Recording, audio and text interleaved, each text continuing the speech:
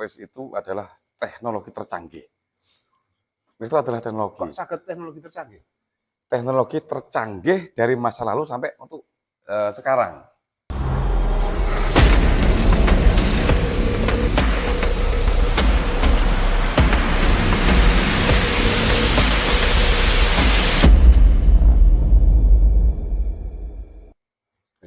Keris itu menurut Kang Mas Paisun itu sebenarnya nopo toh? Apa toh keris?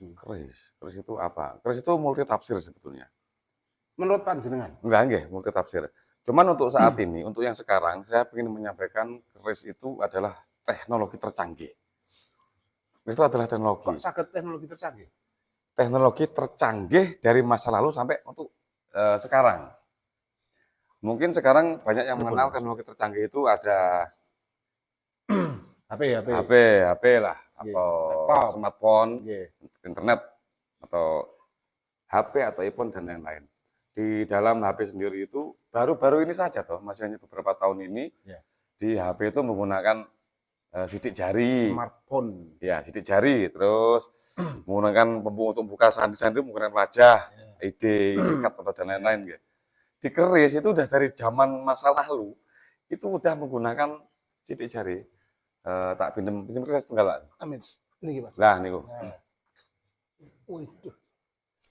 Ini yang perlu untuk bukan hanya kaula muda, meskipun untuk orang-orang yang tua, keris itu adalah teknologi tercanggih. Satu, kalau di HP atau di Android itu untuk membuka sandi yang semua orang nggak bisa membuka, di keris juga bisa. Sampean menyuri keris saya, kenapa saya tuh ngawur? Kadang naruh di keris di luar. Itu tapi keris saya pribadi. Kalau kerisnya orang yang zaman di sini, tetap saya amankan dalam rumah. Kalau keris saya sendiri, meskipun nuwun sewu, itu nominalnya di angka di atas 100 juta. Itu tak perlu di luar. Di sini malah ada yang di sini. Ini ada yang nominalnya 300 juta ada. Tidak pernah saya masukkan. Kenapa saya nggak takut dicuri orang? Karena nggak ada satupun orang yang bisa mengakses. Apalagi menjual. Satu. Keren toh tadi. Karena yang bisa hanya saya. Sampean sak keren-keren sampean mempelajari internet. Tapi lek sampean nggak iso bobol sandiku, sampean nggak bisa. Itu hanya orang-orang yang punya IQ-nya tingkat tinggi. Di keris juga kayak gitu. Kalau di HP itu ada sidik jari, di keris itu ada sidik jari. Ini namanya belumbungan. Ini belumbungan atau pejetan. Pejetan ini digunakan untuk sidik jari.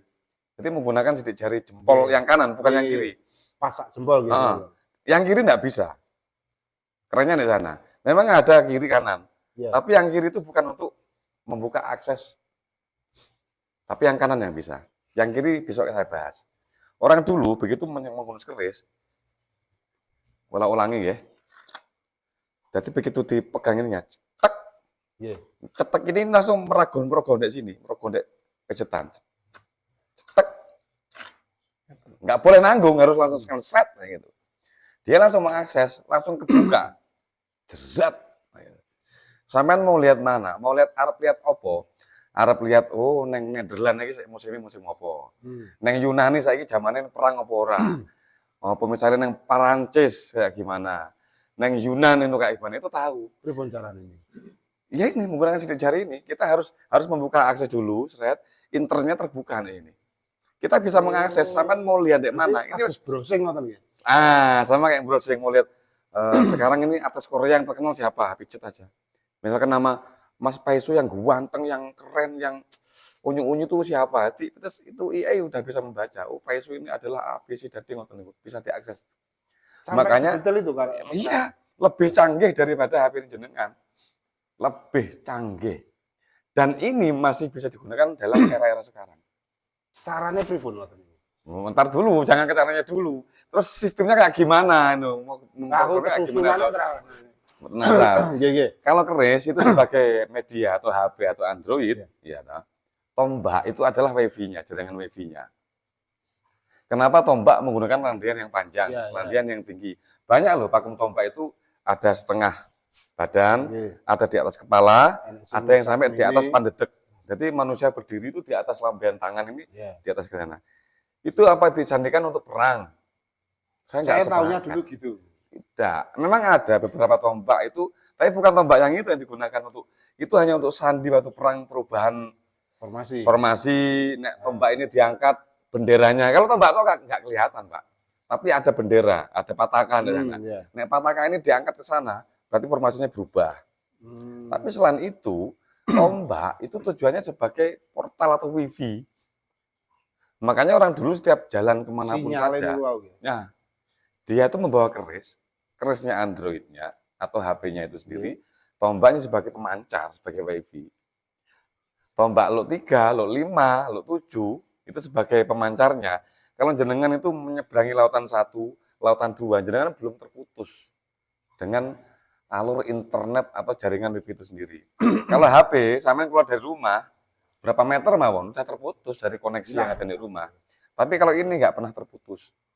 Selama tombaknya ngadeg nih. Semakin gede tombak, semakin dayanya bagus. Semakin looknya banyak, semakin dayanya bagus.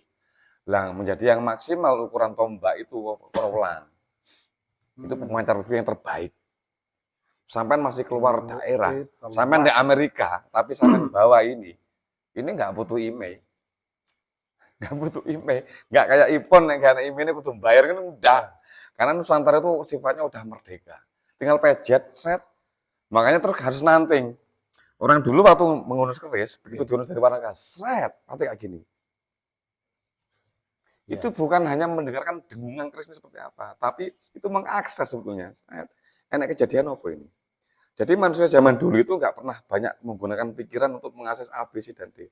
Tapi dia nerima yang pandom. Begitu, ini ada yang nggak baik kayaknya ini. Menerima respon. Sinyal-sinyal yang bagian di sana yang ya kayak gitu.